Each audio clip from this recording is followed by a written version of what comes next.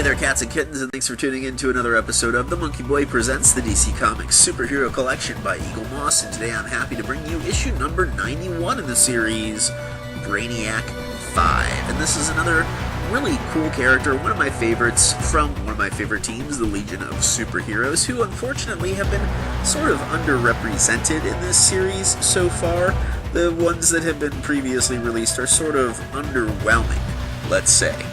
If you know this character, chances are you recognize him from an episode of Justice League Unlimited, which was the animated series, of course. He appeared, I think, in the second season of that, which was pretty cool.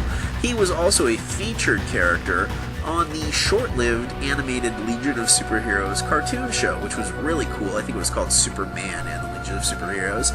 Finally, he's also been realized in real life by actor James Marsters on the Smallville television show, where he portrayed not only Brainiac 5, but previously to that, Brainiac himself. So it's kind of neat that he was in there, at least in some capacity.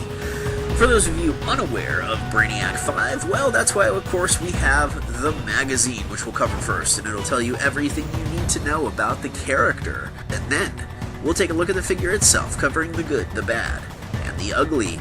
It's a really cool character. The figure isn't too bad, but isn't too great either. We'll get there soon. I hope you please sit back, relax, and enjoy issue number 91 of the DC Comics Superhero Collection by Eaglemoss, Brainiac 5.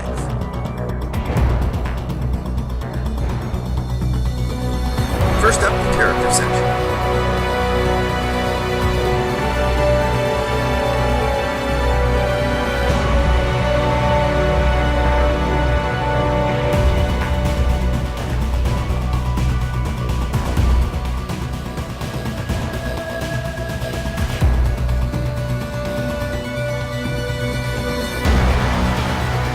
Where we meet a boy named Quirrell in the 31st century, who is the direct descendant of one of Superman's greatest villains, Brainiac. Quirrell was renamed Brainiac 5 by his father, who had renamed himself as Brainiac 4, in an attempt to reclaim the name Brainiac and win back his family's long-lost honor.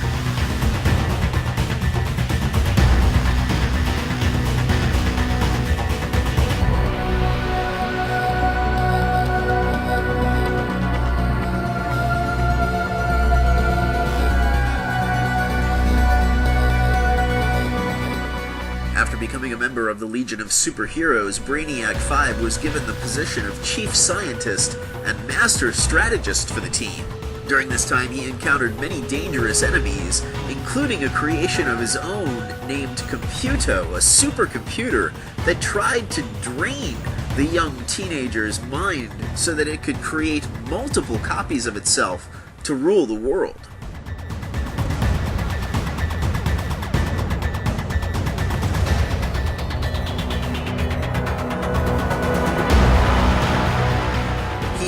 Soon encountered another villain known as Infinite Man, who seemed to be able to travel through time and space itself. Thanks to Brainiac 5's quick thinking, he managed to imprison the being inside of a temporal loop. Quirrell then encountered a man claiming to be the reincarnation of the original Brainiac. In fact, it was a super criminal known as Pulsar Stargrave who managed to use mind control abilities to enslave Brainiac 5 in an attempt to drive the Legion apart. It was while he was under Stargrave's influence that Brainiac 5 released a creature known as Omega, whose sole purpose was to ensure the total destruction of not only humanity but also the Legion of Superheroes. The Legion managed to stop Omega, though not without casualties.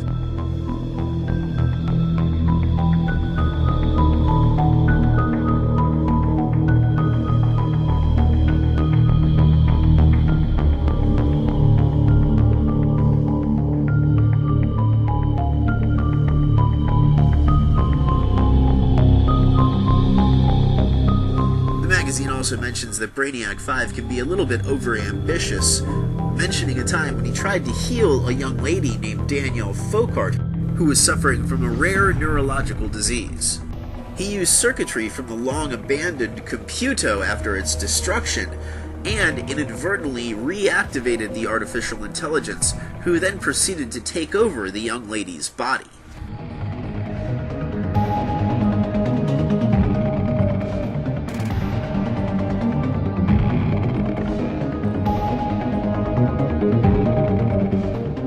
We also learned that it was Brainiac 5 who contacted Superman in the 21st century to bring him into the future to help the Legion fight against the Earthman and his xenophobic army.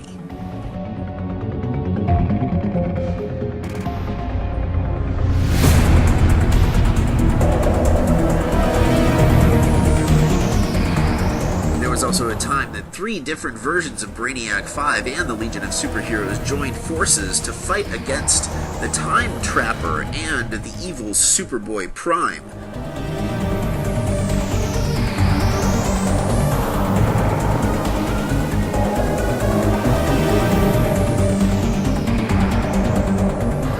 Finally, we learn even after stopping the Time Trapper, the Time Stream came under attack once again from Quirrell's descendant, the original Brainiac, who managed to murder Superman in the 21st century.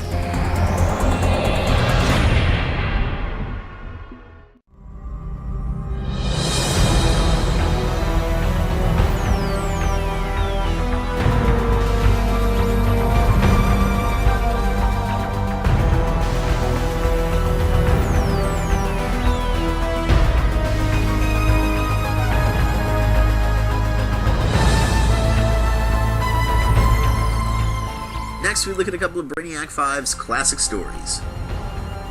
First up, Final Crisis, Legion of Three Worlds.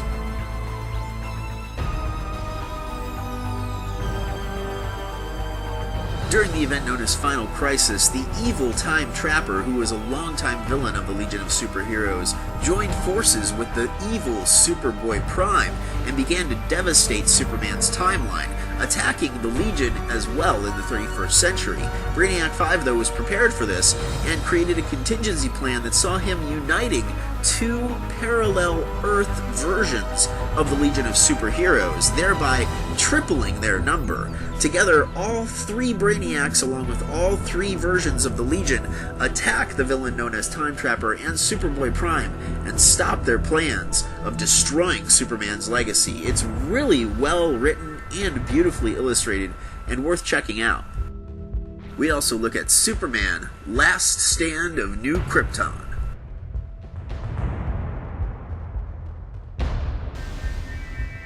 And this storyline not only explores a little bit of Brainiac 5's history, it also reveals that the original Brainiac in the 21st century has managed to kill Superman and rewrite the timeline so that the Legion of Superheroes never existed and he gains dominion across the universe. Brainiac 5, of course, finds a way to travel back through time and enlists the help of Connor Kent, also known as Superboy and Supergirl, to save the near-death Kal-El from Brainiac. It's a really well-done storyline that shows just what a genius Brainiac 5 can be, and is definitely worth checking out.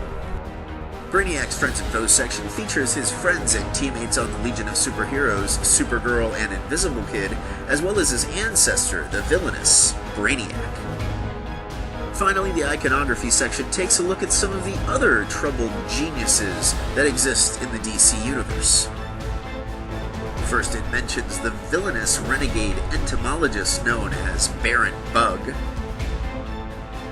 founder and de facto leader of the Doom Patrol, Dr. Niles Calder, also known as the Chief, information broker and master hacker for the villains in the DC universe, Noah Cutler, also known as Calculator, one-time Batman ally who served as resident repairman and technological genius, the Hunchback, Harold Allnutt, one of Hawkman and Hawkgirl's most intelligent foes, Ira Quimby, also known simply as IQ.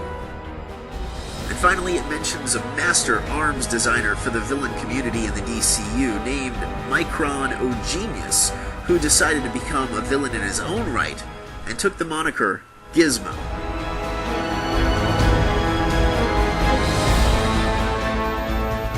Here we have Brainiac 5, also known as Coral Docks, and it's It's a nice figure. It's just okay, I guess. It's yet another sort of disappointing member of the Legion of Superheroes. Unfortunately, the trend is continuing. What's here isn't too bad. He's just not very flashy. There's really nothing exciting about him. I sort of have issues with the costume. I mean, it's nice. I think I would have preferred it without the trench coat, so we could see, you know, the black sleeves and things on the arms of the costume. Just break it up a little bit. Yeah, or just a different costume altogether, maybe something a bit more modern. But I mean, what's here is pretty nice. The paint isn't too bad. It's not as clean as I would like it to be, and it's a little heavy-handed in parts, but the colors are really neat. He looks very different on the shelf. I like his green skin tone. The facial expression is pretty cool. He looks like he's pondering something or analyzing you as he's looking at you. The hair color is nice as well, all the way down to the boots, which are this really great metallic gold with some black highlighting all the way around in spots there. It's really, really nice, and I do like the way the trench coat falls on him. He's just a little underwhelming, unfortunately. He's nice, he's just not anything special. I'll talk a little bit more about what I do like and the problems I have with the figure here in the next section in a moment. Brainiac 5 stands atop the classic DC logo, and the underside of his base features his name and serial number. And so you can compare, here he is next to his predecessor, the original Brainiac, alongside the founding members of the Legion of Superheroes, and a nice big group shot with every member of the Legion, including honorary members Superman and Supergirl. Brainiac 5 is a really tough one for me to recommend. He is better than the other members of the Legion that have been released previously, but there are still some major issues I have with this figure, and I unfortunately cannot recommend him to everyone. But we'll start, of course, with the good. I really think the sculpt is pretty good for the most part. There's lots of intricate little details, especially on his trench coat. I like the colors a lot. They're bright and vibrant, and it does break up the shelf. I like the green skin. And the head sculpt isn't too bad, but for the most part he is kind of boring. The pose really doesn't help that, but as you can see, the sculpt is really, really nice, especially starting at the boots. There are great ruffles and folds. They look new agey, very futuristic. I love the metallic gold paint they used, and the black for the highlights is a really nice glossy black.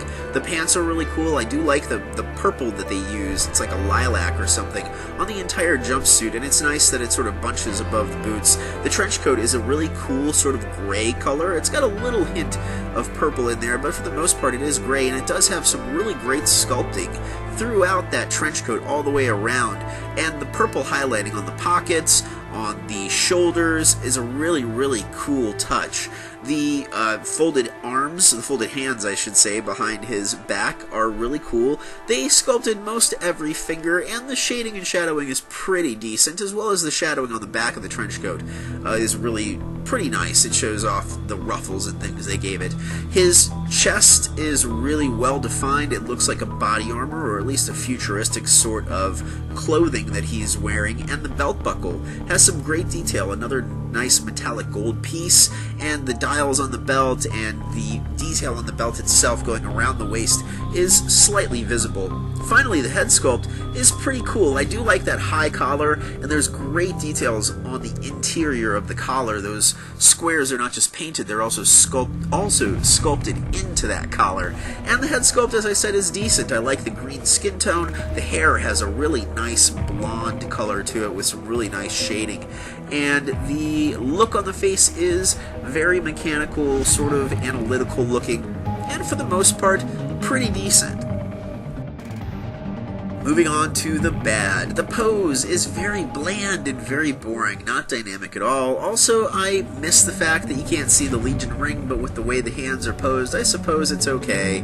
Also, the paint is very sloppy in some sections. It's not as clean as it should have been, especially given how simple the design is with this character. And again, I'm not a very big fan of this costume. I would have preferred one of his other costumes as opposed to this. And mine, I don't know if this is something that all of them suffer from, but mine is sort of leaning to his right a little bit. I didn't take crooked pictures. He actually leans a little bit to the side. I'm not sure if that was intentional or if that's just my particular figure. Finally, the ugly. Really nothing to speak of on this guy. He is a solid lead figure with really no bendable or breakable parts. Overall, I like him. He's just okay. I don't think he's for everyone unless you're a really die-hard Legion of Superheroes fan like myself, or a completionist, again, like myself. You can skip over him easily. It's really neat, though, having him as part of the collection. I like having him on the shelf with the other Legion heroes, and take this for what you will, he's the nicest of the Legion heroes that they have done so far. He's the one I have the least amount of problems with, and if nothing else, he is very colorful and really does break up the collection quite a bit, because he really doesn't look like anyone else in the series, not even his predecessor, the first Brainiac. Is he for everyone? No. I can see you skipping over him. I cannot recommend him for everyone. But he is, like I said, okay. And I hope you have enjoyed my review of Brainiac 5. Please stay tuned for a quick teaser trailer of the next figure in the series. We're jumping back into the Blackest Night, Brightest Day collection with issue number 9 in that series. It is a Green Lantern for the series, the first Green Lantern in that series, and he will round out the color spectrum. We'll have every color in the hero core spectrum after him. So please stay tuned for that quick teaser trailer. As always, I am your host, the MonkeyBoy, aka Jay to his friends. Thanks for watching.